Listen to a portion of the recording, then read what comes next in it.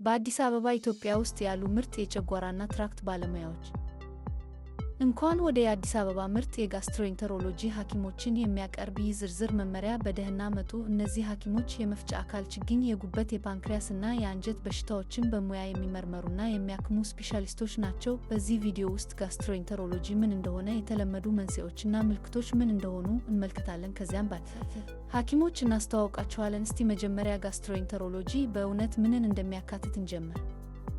ጋስትሮኢንተሮሎጂ ከስክሮስ ኤሶፓጂየስ ጀምሮ እስከ ረክተም ሬክተም ድረስ ያለውን የመፍጫ ስርዓት በሙሉ የሚመለከት የሕክምና ስርዓት ነው። ይህም ጉበት፣ ጋልብላደር፣ የሐሞት ከርስ፣ ፓንክሪያስ እና የሐሞት ቦታዎችን ባዮዲያስ ያካትታል። የጋስትሮኢንተሮሎጂ ሐኪም እንደ የሆድ ህመም፣ የማይቋረጥ መፍጨት፣ ችግኝ ማቅለሽለሽ፣ ሆድ መፋፋት፣ ድርቀት፣ ተቅማጥ፣ በመጸዳዳት ጊዜ ደም መታየት እና ያልታወቀ ምክንያት ያለው ክብደት መቀነስ ያሉ ምልክቶችን በሙያ ይመረምራልና ያክማል። እነዚህ አይነት ምልክቶች ለብዙ ሳምንታት ከቀጠሉ ወደ ስፔሻሊስት ሐኪም መመለስ በጣም አስፈላጊ ነው። ከዚህ በታች በአንድ መቀርብ የሚችሉ የታወቁ ሐኪሞች ዝርዝር ተመዝግቧል። ስማቸው፣ የትምህርት መሰረታቸው፣ የሙያ ብቃታቸውና የሚሰጡ አገልግሎቶች በግልጽ ሁኔታ ተጠቅሰዋል። ከእነዚህ የጋስትሮኢንተሮሎጂ ሐኪሞች ብዙዎቹ በአዲስ አበባ ያሉ ታላላቅ ሆስፒታሎችና ክሊኒኮች ውስጥ ይሰራሉ። ዶክተር ኃይለ ሚካኤል ደሳለኝ በጉበት በሽታዎችና በሄፓታይቲስ ላይ ሰፊ ልምድ ያለው የኮንሰልታንት ጋስትሮኢንተሮሎጂ ሐኪም ናቸው። ከየቀኑ የሕክምና ስራቸው በተጨማሪ በምርምር ስራና የወደፊት ስፔሻሊስቶችን በማስተማር ውስጥ በንቃት ይሳተፋሉ። ዶክተር ዮሐንስ ብርሃኑ ልምድ ያለው የጋስትሮኢንተሮሎጂ እና የኢንተርናል ሜዲሲን ሐኪም ናቸው። እንደ የሆድ ቁስለት፣ የወሰር ጋስትራይቲስ፣ ጋስትሬደስ እና የአንጀት እብጠት ችግኞችን ጨምሮ ብዙ አይነት የመፍጫ ስርዓት በሽታዎችን ይመረምራሉ እና ያክማሉ። እንዲሁም እንደ አሲስታንት ፕሮፌሰር በአካል ስራ ውስጥ የታወቋቸው። ዶክተር መንግስቱ እርቅዬ የሕክምና ዶክተርነት ዲግሪያቸውን ከአዲስ አበባ ዩኒቨርሲቲ አግኝተዋል። በኢንተርናል ሜዲሲን፣ ጋስትሮኢንተሮሎጂ እና ሄፓቶሎጂ የተለዩ ሙያተኞች ናቸው። የመፍጫ ስርዓት በሽታዎችን በመመርመርና በመክተት፣ የጉበት በሽታዎችና ሄፓታይቲስን በማስተዳደር እንዲሁም የሚቆዩ የጉበት ችግኞችን በቀጣይ ክትትል ያገለግላሉ። ለታካሚዎችም ይባላል።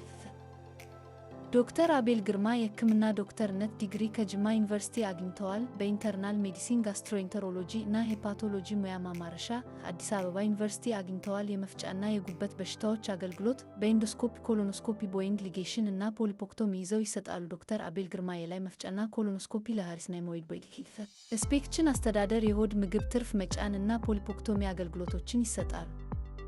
ዶክተር ጉዳ መርዳሳ ሮሮ በአዲስ አበባ ዩኒቨርሲቲ የሚሰሩ የጋስትሮኢንተሮሎጂ ሐኪም እና አሲስታንት ፕሮፌሰር ናቸው። በታካሚ እንክብካቤ እና በአካዳሚክ ስራ ውጤታማነት ያቀረቡት አስተዋጽኦ ምክንያት በሰፊ የተከበሩ ናቸው። የሚሰጡት አገልግሎቶች የተሟላ የመፍጫ አካል ምርመራ፣ የመፍጫ መንገድ ዘመናዊ ምርመራዎች እና በክሊኒካዊ ማስተማሪያ ላይ እንቃተታል።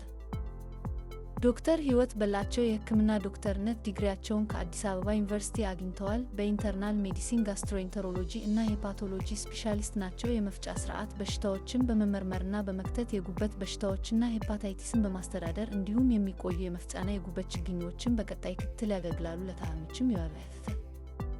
እነዚህ ባለሙያዎች በመንግስታዊም ሆነ በግል የጤና ተቋማት በመስራት በአዲስ አበባ ውስጥ የመፍጫ አካል ሕክምና እንክብካቤን በከፍተኛ ደረጃ ለማበረታታት አስፈላጊ ሚና ይጫወታሉ።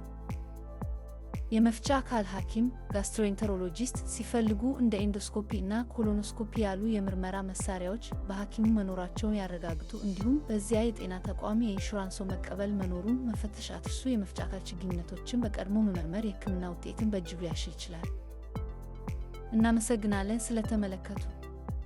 የመፍጫ አካል ችግኝነት ካለ በአዲስ አበባ ያሉ እነዚህ ስፔሻሊስቶች ከምርጥ ሐኪሞች መካከል ናቸው። መረጃ ወይም እገዛ ከፈለጉ ከታች ኮመንት ይጻፉ። ጤናማ ይሁኑ። መፍጫ አካልዎንም በጥሩ ሁኔታ ይንከባከቡ።